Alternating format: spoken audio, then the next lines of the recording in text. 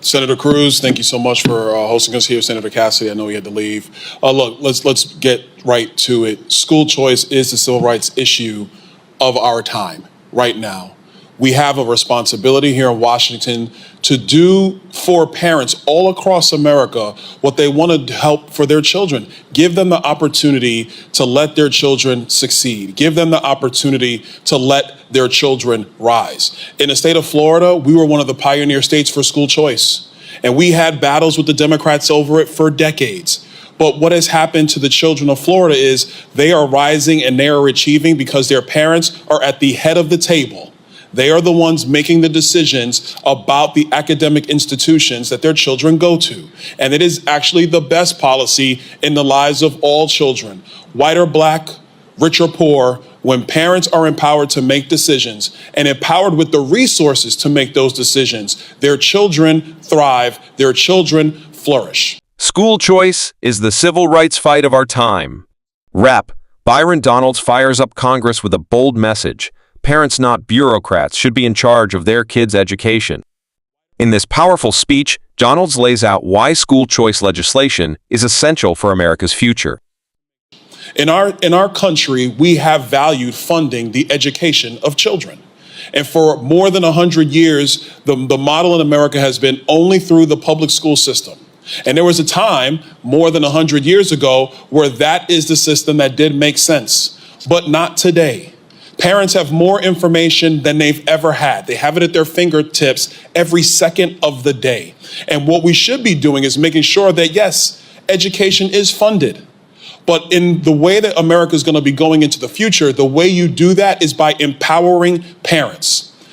ECCA empowers parents. It gives them the flexibility and the economic power to find the institution that suits the interests of their children the best. We have to make sure that parents are the ones who have the power in their hands, have the ability to make the choices in their hands, because they are doing the thing that nobody up here on Capitol Hill can do, that nobody in state governments, to be blunt, can do. They know their child. They know their skill sets. They know their gifts. They know their bents, and they are going to put their children first. We have a responsibility to meet that challenge and allow parents to be at the head of the table. This policy gives them that ability to do that. And for the first time in American history, we will be telling parents all across America, whether they're in a red state or whether they're in a blue state, that the choice is theirs and that the economic power is theirs. So I would challenge my colleagues in the House and in the Senate.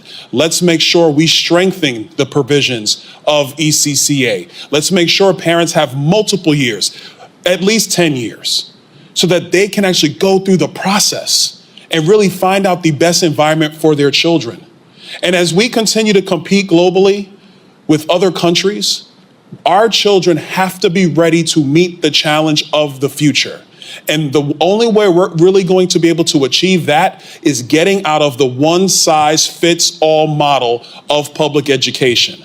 The time is now. We can get it done. We have the vehicle and one big, beautiful bill to get it done.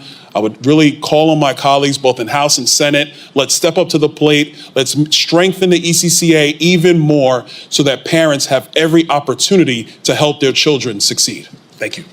Rep. Byron Donalds made a compelling case that school choice is about empowering families, not dismantling public education. Drawing from Florida's example, he argued that when parents are given the financial means to choose the best learning environment, their kids thrive regardless of income or background. Donalds slammed the one-size-fits-all public school model as outdated, calling for a more flexible, parent-centered approach to funding education through the ECCA Educational Choice for Children Act.